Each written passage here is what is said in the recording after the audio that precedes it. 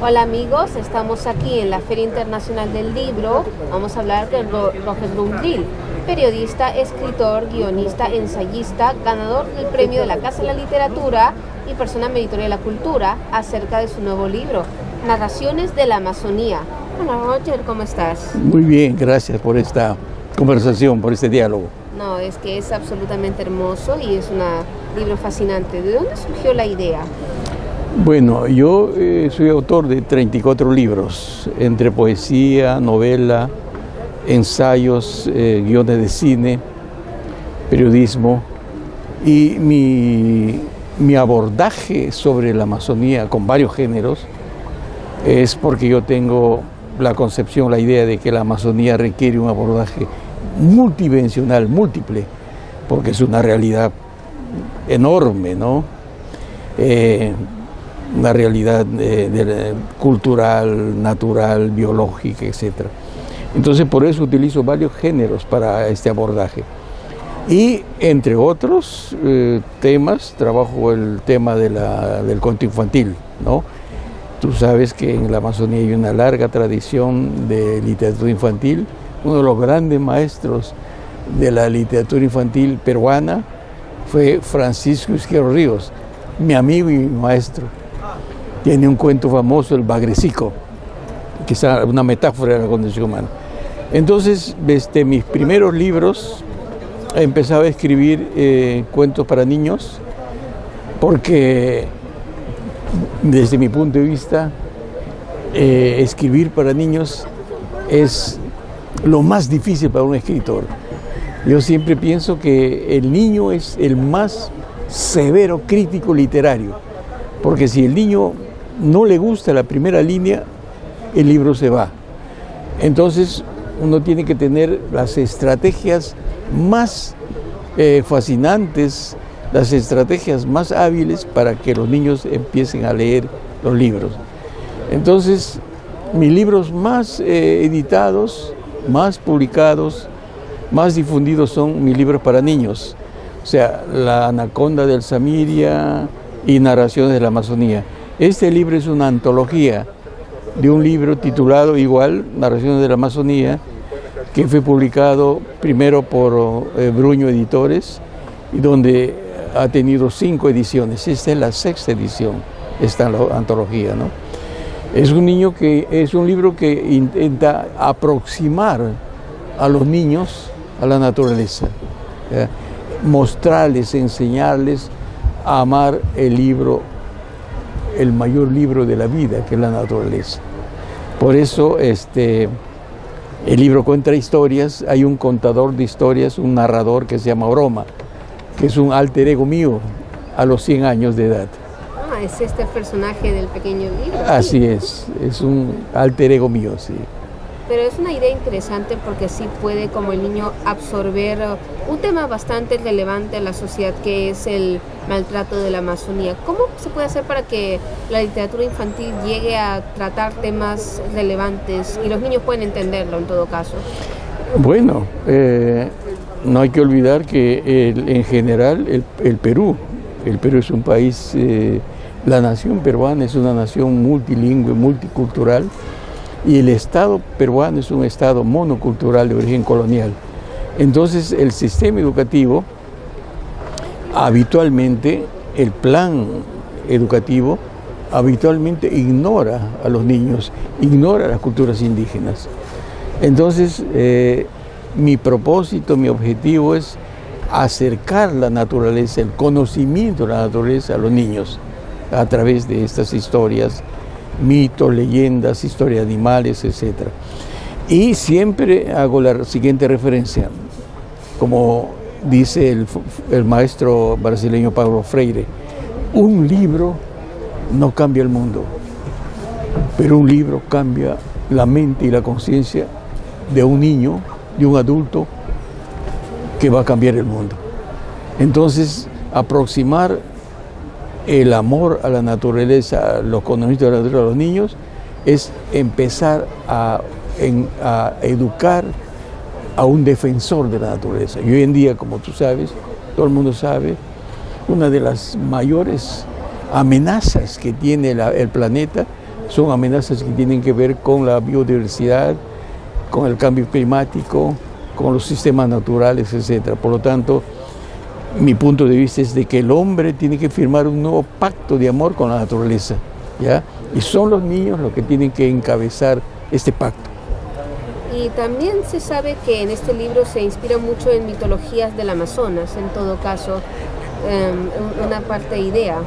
Bueno, en general, la literatura amazónica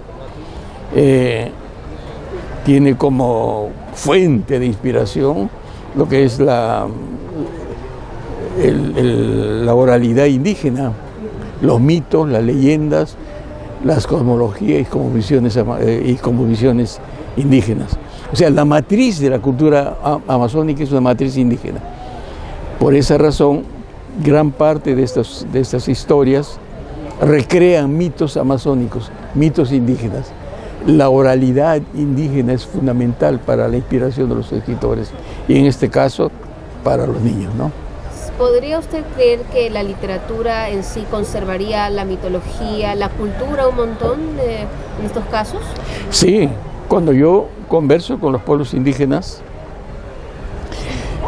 con los apus, señalándoles cuál es la herramienta mayor de resistencia frente a las políticas antiindígenas. Y la respuesta es clarísima, la cultura. La cultura es la mayor fortaleza que tienen los pueblos indígenas para sobrevivir. Y ocurre con las culturas nacionales. ¿Qué cosa quedan de las naciones, por ejemplo, de Grecia? ¿Qué cosa queda?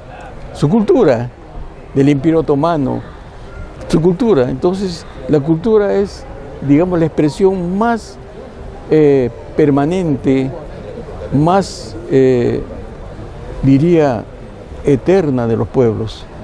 Por lo tanto, cuando uno habla de los pueblos indígenas, ellos dicen que la conservación de su cultura es la mayor fortaleza para sobrevivir frente a las políticas antiindígenas y a todas las fuerzas que intentan una concepción eurocéntrica terminar con las culturas indígenas, ¿no? La cultura.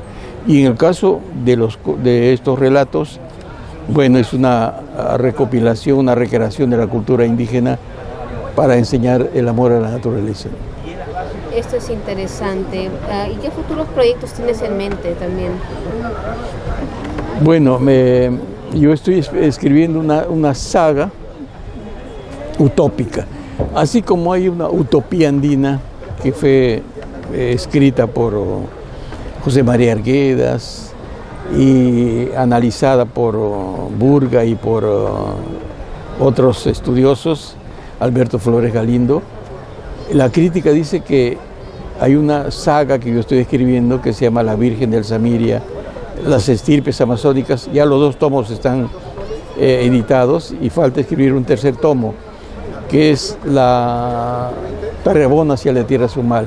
Según la crítica literaria, entre ellos Ricardo González Vigil, dice que esta saga instala la utopía andina en la Amazonía, ¿ya? Entonces, mi próximo proyecto es el tercer tomo de esta saga utópica, que se llama Tarrabona hacia la Tierra Sin Mal, y una novela que se llama Más vidas que un gato, porque cuenta las 8 veces que estaba amenazado de muerte por defender a la Amazonía, ¿ya? Pero junto a esos proyectos hay 2 o 3 proyectos más de cuentos para niños. Los niños son maravillosos lectores, durísimos críticos, pero al mismo tiempo inspiran a los escritores, nos inspiran, ¿no? Sí. ¿Y ese libro de ahí que tiene en la mano, la curiosidad? Sí, este libro es la última, la más reciente novela, sí, es la vida de la niñez de Miguelina Costa. Los 3 personajes más importantes que ha producido la Amazonía en el siglo XX y XXI son 3 mujeres. Miguelina Costa Cárdenas, la fundadora del feminismo en el Perú, de la defensa de las mujeres,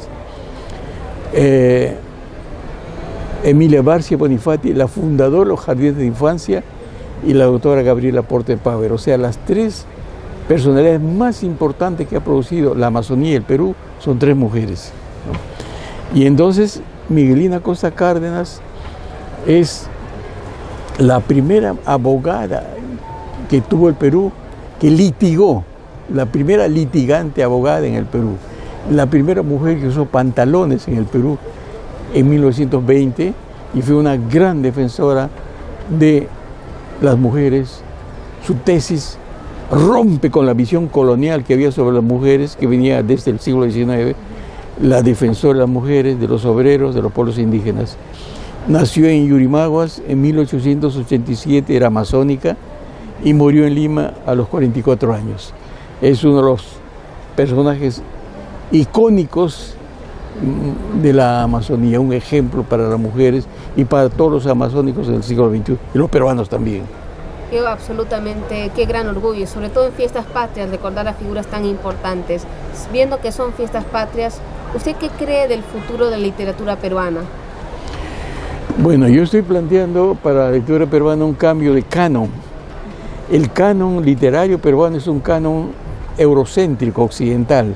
Estoy planteando un cambio de canon andino-amazónico, un canon basado en la concepción cosmocéntrica, es decir, la literatura, la naturaleza ligada a la cultura.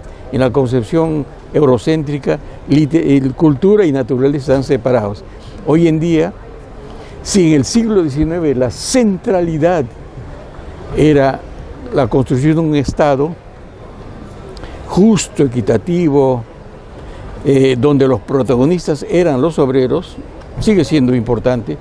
Hoy día la centralidad en el siglo XXI es la conservación de la naturaleza. Y los indígenas son los protagonistas, ¿no? Entonces necesitamos construir una centralidad basada en la naturaleza porque es el mayor libro de la vida. Y hoy en día la llamada modernidad ya no sabe leer el libro de la naturaleza, no solamente eso, lo está destruyendo. Por lo tanto, tenemos que empezar a leer el libro de la naturaleza y firmar un pacto con la madre naturaleza. Perfecto, Roger. Muchas gracias. Gracias también. Sí. Muy amable.